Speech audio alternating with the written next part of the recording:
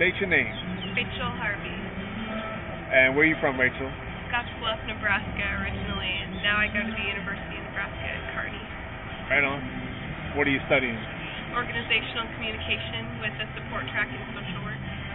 It's like a public speaking major, Really? hoping to be in nonprofit organizations someday. Do you ever do like Toastmasters and all that? You heard of that? Yeah, I've heard of it, but... You never done it? No. Is it similar to that? Kind of. I'm hoping,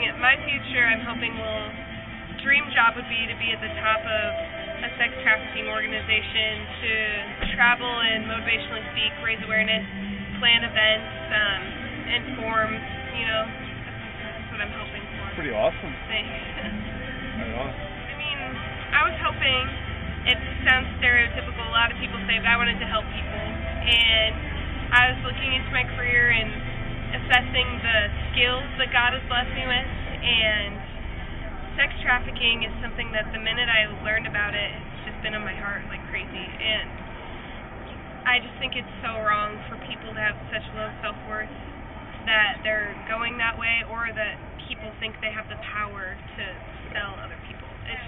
It makes me sick, the whole idea of it, and the fact that so many people don't even know about it really is what inspired me. It's like, with this knowledge, I have to do something, and so I guess that's what took me that route. But yeah. You say you talked about God, like, were you raised with faith? Yeah, definitely raised in a Christian family. I mean, going to church every Sunday, going through the motions, but my family isn't necessarily one that you could sit down with and talk about God. My mom's gotten more so recently, but my parents definitely aren't anti-Christianity, but they're not the types that throw your hands in the air and proclaim the name type of people either. So, I mean, I was never someone who was loud about my faith or out there until recently, because going to college, getting out of my comfort zone and stuff. But I was always Christian. I mean, I've always known about God. I've always had the hope and stuff that's been instilled in them, but my faith has been kind of refreshed with events that have happened as I've gotten older, and I guess I feel blessed for the struggles because I've definitely grown more intimate with God, which is a good thing. Have you ever had like a crazy Holy Spirit experience? Definitely.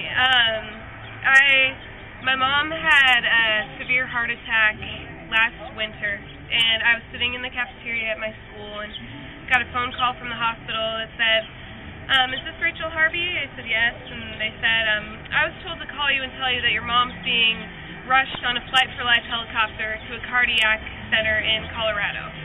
And I was like, what happened? And he said, that's all I can tell you, and hung up. And so I got a hold of my brothers, and we got ourselves there and everything, and she was okay. I mean, as okay as you can be, obviously, and through God's grace, she was still with us, and we got her, she had to get a stent put in her heart. It was 99% blocked. So they said it was just crazy that she came back without enough damage to kill her after a heart attack like that, and so thankful to God. And if that wasn't enough of a slap in the face, because God saved my mom once, but then after those procedures, they typically go through an artery in your leg, and we were taking her home. My stepdad took her home. I had to get back to school, and on the way home, the area where they went in her artery, it ruptured, and she was bleeding on the inside, and so they had to rush her to the emergency room again, and she was moments away from death again, and God saved her, and through miracle again, God saved her and had her back to health and such. And then this summer when I was home with her, I was home alone with her because my parents are separated, and she just collapsed and was unresponsive, and I had to call the ambulance and everything, and they found more issues with her heart, and took EKGs and all that stuff and pictures, and found another blockage. Like, I could see it. Anyone who looked at it can see that her artery is blocked.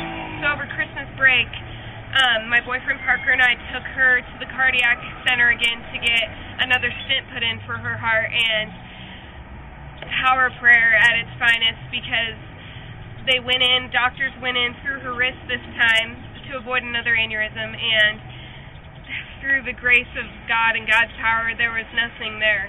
He said, chances of all these readings and all these tests that we did being wrong is 99.9% accurate. He's like, there's no chances that it could be just a huge error in the machine, you know? And so it was entirely by the power of prayer and the grace of God. There was nothing. There was no blockage. There's no damage to her heart. And the doctor being able to look her in the eyes and tell her she had a healthy heart. If that doesn't show the power of God, I don't know what does. So definitely after that, it's just all I can do is thank Him, you know. And I've been really blessed. I've had my share of hard times, but everyone has. So I guess that's my big thing is there's no way I could not believe in Him because He's right in front of me every day. He's right in front of me every time I talk to my mom. So. What's one of the hardest things that you struggle with now as a young believer? I think focusing. I mean, life is so hectic. Everyone's so busy, you know, and I should find God in every single thing I'm doing every day, but, you know, there's just those days that you wake up tired. There's days where stuff's not going your way, and it's so easy to let Satan just take over your emotions and to act in ways that aren't glorifying to God. I got to make sure that I keep a positive mindset and to remember why I'm here, remember what the important things are. What's the number one thing that you could do to improve, you know, help build that relationship with God? I gotta let myself get out of the way. Just because of past experiences and people that I've come across and stuff have times where I have a really low self-concept, and I worry about how I'm gonna look or how people are gonna conceive me instead of being God-conscious, you know, and just knowing that He's using me as a vessel, and it doesn't matter how people look at me, and hopefully when people look at me, they see God anyways. So that's my big hurdle to jump over, is to let myself be out of my own way, if that makes sense. Yeah. Thanks for sharing. Yeah.